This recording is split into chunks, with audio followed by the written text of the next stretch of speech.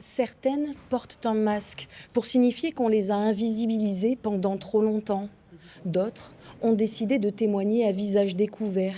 19 plaignantes, comme Ludivine Besson. Elle a été l'amie de Cyril Zattara pendant plusieurs années.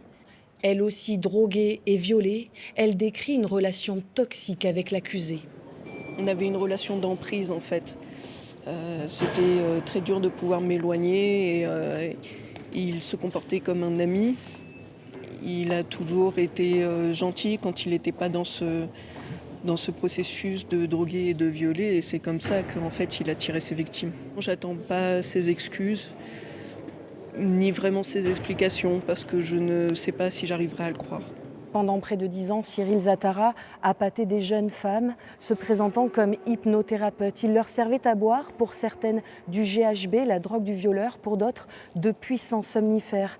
Un mode opératoire qui lui permettait d'abuser de ses victimes pendant de longues heures.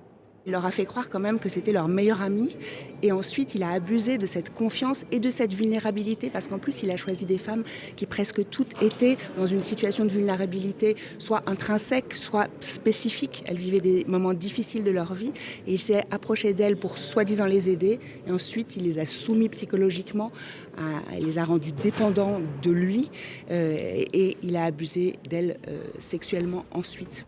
14 femmes l'accusent de viol.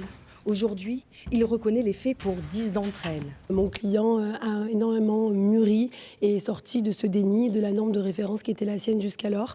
Et aujourd'hui, il entend bien évidemment reconnaître une grande partie des faits. Il attend bien évidemment de pouvoir s'exprimer, de pouvoir leur demander pardon. Bien évidemment, ça n'enlèvera pas leur souffrance ni les actes immondes qu'il a pu commettre. Mais c'est important pour lui dans le cadre de ce processus de reconstruction.